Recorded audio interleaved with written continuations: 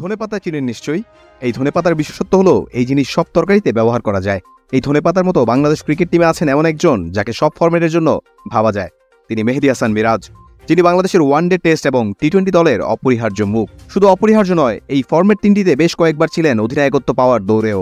Makeshift opener থেকে শুরু করে লোয়ার অর্ডারের কার্যকরী ব্যাটিংয়ের চাহিদা পূরণ সহ সকল কাজই তিনি। সাথে বল হাতে তিনি কি করতে পারেন তা সকলেরই জানা। মূলত টিম ম্যান বলতে যা বোঝায় তিনি তাই। কিন্তু এরপরও আসন্ন টি-20 বিশ্বকাপে খেলা হচ্ছে না মিরাজের। বিশ্বকাপ দলে তার জায়গা পাওয়া নিয়ে আলোচনা থাকলেও শেষ পর্যন্ত আর সেটা হয়নি। ফলে দর্শক হয়ে বিশ্বকাপটা দেখতে হবে মিরাজকে। সেই দিক বিবেচনায় দুর্ভাগাই বলা চলে এই অলরাউন্ডারকে। কিন্তু কেন নেই টি-20 দলে? কোনো কারণ জানা আছে কারো? উত্তর না। মিরাজের সাম্প্রতিক টি-20 পারফরমেন্সও তেমন খারাপ না। সদ্য শেষ হওয়া বিপিএলও চ্যাম্পিয়ন তার দল ফরচুন বরিশাল, যেখানে ব্যাট এবং বল হাতে দুর্দান্ত ছিলেন তিনি। তাহলে কেন নেই বিশ্বকাপে? ক্রিকেট বোর্ড কেন্দ্রিক একটা সোর্স বলছে সিনিয়র ক্রিকেটারদের কোন্দলের শিকার এই অলরাউন্ডার।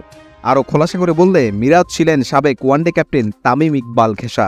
সর্বশেষ বিপিএলও খেলেছেন তামিমের ক্যাপ্টেন্সিতে বরিশালে। বিভিন্ন কমার্শিয়ালও তামিমের সাথে এই অলরাউন্ডারের উপস্থিতি দেখা গিয়েছে, যা তার দলে না থাকার কারণ হয়ে দাঁড়িয়েছে।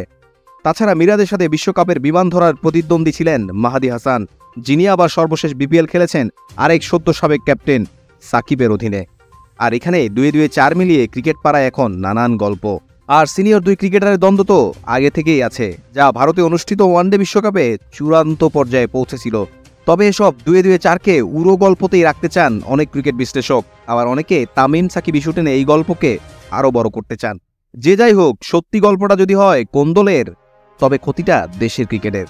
সবকিছুর বাইরে গিয়ে মিরাজ কিন্তু গায়ে মাখছেন না কিছু, বরং উল্টো সামাজিক যোগাযোগ মাধ্যম ফেসবুকে বিশ্বকাপগামী দলের ফটো সেশনে ছবি শেয়ার করে দলকে জানিয়েছেন শুভকামনা।